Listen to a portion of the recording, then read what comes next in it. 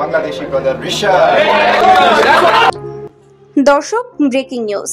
PSL এর champion হয়ে লাহোর কালান্দার্সের মালিক রিশাদ সাকিব মিরাজকে কোটি টাকা গাড়ি সহ রিশাদকে এবার স্বর্ণের আইফোন পুরস্কার দিয়ে লাহোর কালান্দার্সের মালিক পক্ষ তার কথা দিয়ে কথা রাখলেন, যা গত সেমিফাইনালের ম্যাচ জয়ের পরে ঘোষণা দিয়েছিল রিশাদকে স্বর্ণের আইফোন গিফট করবে। দর্শক, খবরের বিস্তারিত জানুন পুরো প্রতিবেদনে। এবারের পাকিস্তান সুপার লিগ পিএসএল এ পেরেরা রাজার ঝড়ে চরম নাটকীয়ভাবে চ্যাম্পিয়ন হয় রিশাদ মিরাজ সাকিবদের লাহোর। শেষ মুহূর্তে ম্যাচ জিততে শেষ 30 বলে লাহোর কালান্দার্সের প্রয়োজন ছিল 71 রান। এমন সময় আবরার আহমেদের ওভারে 12 রান নিয়ে আসেন কুশল পেরেরা ও ভানুকা রাজাপাকসে।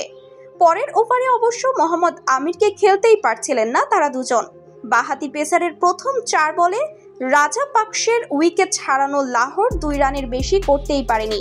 তবে ব্যাটিংয়ে এসেই আমিরের শেষ 2 বলে 4 ও ছক্কা মেরে পুষিয়ে দেন সিকান্দার রাজা।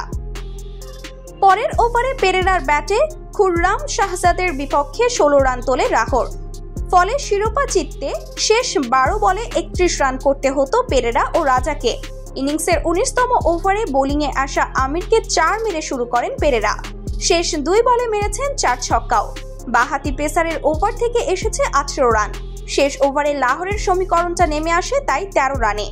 অধিনায়ক সাউথ সাকিল বল তুলে দেন ফাহিম আশরাফের হাতে। রিশাদের স্পিন আর আফ্রিদির পেসে ইসলামাবাদকে উড়িয়ে ফাইনালে লাহোর। প্রথম 3 বলে সুবিধা করতে না পারলেও চতুর্থ বলে ছক্কা মেরে কাজটা সহজ করে আনেন রাজা। পরের বলে 4 মেরে লাহোরের শিরোপা জয় নিশ্চিত করেন জিম্বাবুয়ের এই অলরাউন্ডার। তৃতীয়বারের মতো পিএসএল এর শিরোপা উঁচিয়ে ধরল লাহোর।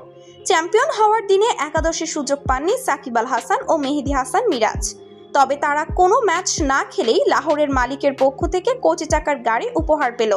আর অন্যদিকে রিশাদ লাহোরের হয়ে সর্বোচ্চ সেরা বোলার হওয়াতে স্বর্ণের আইফোন গিফট করল।